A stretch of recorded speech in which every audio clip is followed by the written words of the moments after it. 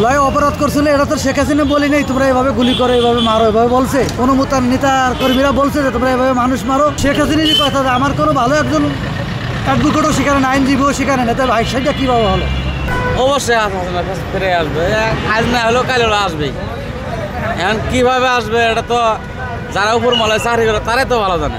বাংলাদেশটা নষ্ট, আগেও যেমন আসলো এখন নষ্টই, আরও বেশি নষ্ট হয়। পাপ কখনো বাপটাও চায় না। আজকে দেখেন আল্লাহ তাআলার কি বিচার। হ্যাঁ, আজকে সে ট্রাইব্যুনালেই ওর ফাঁসির আদেশ হচ্ছে। আওয়ামী লীগের যে হচ্ছে আপনার পথে ঘাটে যে বীজগুলা সেগুলো উপড়ে ফেলতে হবে গোড়া থেকে। শেখ হাসিনারই কথা, আমার কোনো ভালো একজন অ্যাডভোকেটও সেখানে, আইনজীবীও সেখানে নেই, তাহলে ভাইসাইটা কীভাবে হলো? এটা আপনারাও যেরকম বুঝতেছেন আমরাও সেরকম বুঝতেছি। এখন সরকার যেটা ভালো মনে করছে সেটা করছে, এতে তো আর আমাদের মতো মানুষের ভালো মন্দ বলারও কিছু নাই, আর বললেও কিছু হবে না। জুলাই অপরাধ করছিল, এটা তো শেখ হাসিনা বলি নেই তোমরা এভাবে গুলি করো, এভাবে মারো, এভাবে বলছে। কোনো মোতার নেতা কর্মীরা বলছে যে তোমরা এভাবে মানুষ মারো, কেউ বলিনি। ছাত্ররা আন্দোলন করছে, ছাত্ররা আন্দোলনের পরে একটা দুর্ঘটনা ঘটে গেছে। শেখ হাসিনা তো লাস্টে সে নিজের জীবন নিয়ে নিজেই সেনাপ্রধান তারে বাংলাদেশ থেকে বিদায় দিয়ে দিয়েছে। এখানে শেখ হাসিনার বা তার আওয়ামী লীগ নেতা কর্মীদের কতটুকু কি ক্ষমতা এটা তারাই ভালো জানে। তবে আমার জানার মধ্যে এটা ভালো হয়নি, যেহেতু সে দেশে নাই, সেই মুহূর্তে দেশে নাই, তার ফাঁসি হওয়াটা এটা কতটুকুন শিওর, কতটুকুন কারেক্ট হয়েছে সরকারের, এটা ভাই আমরা সাধারণ মানুষ আমরা এর বেশি কিছু বলতে পারবো না। শেখ হাসিনা যে ফাঁসি রায় দিল, কিন্তু শেখ হাসিনাই তো নাই বাংলাদেশে, তাহলে কারে ফাঁসি দিল আর কীভাবে কী করবো এটা তো একমাত্র ডাক্তারের সারারাই জানে। আর অবশ্যই হাসিনার কাছে ফিরে আসবে, আজ না হলেও কাল হলো আসবেই।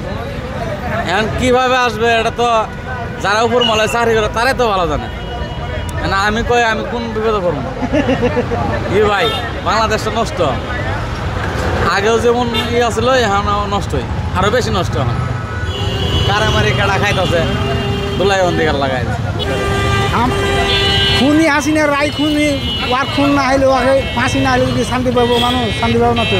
যে খুন করেছে ও পালায়ে থাকুক, কতদিন থাকবে ও? পালায়ে থাকবে কতদিন? থাকুক, আসতে তো হইবে একদিন দেশে, আমাদের আশা লাগবো। যেই ট্রাইব্যুনালে সে করছিল, যে তৈরি করছিল, ওই ট্রাইব্যুনালে তাকে ফাঁসি তাই দিছে। এটা জনগণের জন্য খুশির ব্যাপার। আর আমরা চাই না এই দেশের মধ্যে আরও একটা জালিম সরকার আসুক।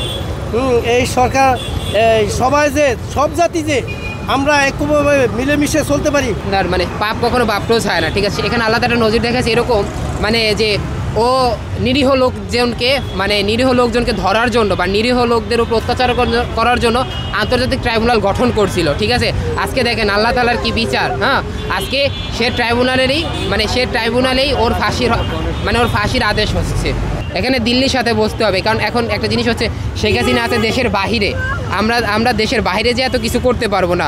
আমাদের অবশ্যই একটা পরামর্শ করতে হবে এবং ওকে আনার জন্য যা করা দরকার তা করতে হবে। এবং আওয়ামী লীগের যে হচ্ছে আপনার যে পথে ঘাটে যে বীজগুলা সেগুলো উপড়ে ফেলতে হবে গোড়া থেকে। এগুলো গোড়া থেকে না উপড়ে ফেললে এগুলো আবার ডালপালা ছড়াবে, দেশে অরাজকতা সৃষ্টি করব। বা বিএনপির দমন করার জন্য করছিল, এখন সেই আন্তর্জাতিক আদালতে তার বিচার ফাঁসি রায় দিল।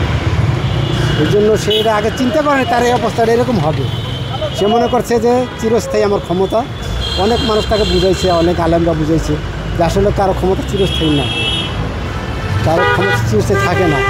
শেখ হাসিনার নির্দেশ ছাড়া কোনো মন্ত্রী মিনিস্টার চলে না, সবাই শেখ হাসিনার নির্দেশে সব কিছু হচ্ছে।